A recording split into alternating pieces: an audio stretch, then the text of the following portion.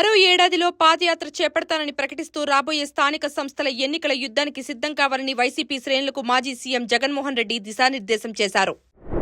Group 1 నియామకాలపై సచివాలయంలో CM Chandrababu presentation ఇచ్చారు. గత ప్రభుత్వం వ్యవస్థలను విధ్వంసం చేసిందని, ప్రజావేదిక కూల్చివేతతో ఈ విధ్వంసం ప్రారంభమైందని ఆయన అన్నారు. బీజేపీ జాతీయ కార్యవర్గంలో తెలంగాణ నేతలకు చోటు దక్కకపోవడానికి వారి మధ్య ఉన్న వర్గపోరు, ఢిల్లీకి వెళ్లి ఫిర్యాదులు చేసుకునే సంస్కృతే కారణమని గోషామహల్ ఎమ్మెల్యే రాజ్ సింగ్ తీవ్ర విమర్శలు చేశారు. సినిమా పరిశ్రమకు ఊరటనిస్తూ సింగిల్ థియేటర్లు, మల్టీప్లెక్స్ల్లో కనిష్టంగా ₹30 నుండి గరిష్టంగా ₹250 వరకు నిర్దిష్ట టికెట్ ధరలను నిశ్చయిస్తూ తెలంగాణ ప్రభుత్వం ఒక కీలక ఉత్తర్వులు జారీ చేసింది. సీజేపీ, వామపక్షాల నిరసనల్లో విద్యార్థులు పాల్గొనకుండా విధించిన వివాదాస్పద ఆంక్షలపై తీవ్ర విమర్శలు రావడంతో తమిళనాడు ప్రభుత్వం వెనక్కి తగ్గి ఆ ఉత్తర్వులను ఉపసంహరించుకుంది.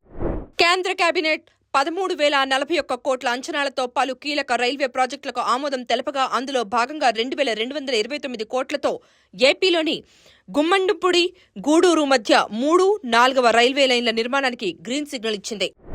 అంతరిక్ష ప్రయోగంలో కీలక ముందడుగు వేస్తూ చైనా జూక్ 3 పునర్వినియోగ రాకెట్ విజయవంతంగా కక్షలోకి పంపి దాని తొలిదశను భూమిపై సురక్షితంగా ల్యాండ్ చేసింది.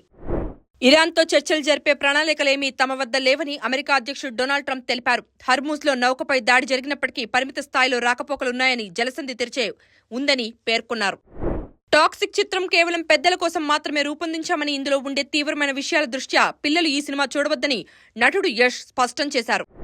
తన పెంపుడు కుక్క భగీరా మరణించిందంటూ ఎన్టీఆర్ విచారం వ్యక్తం చేశారు. దానితో ఉన్న అనుబంధాన్ని ఇన్స్టా వేదికగా గుర్తు చేసుకుంటూ భావోద్వేగ సందేశాన్ని పంపారు.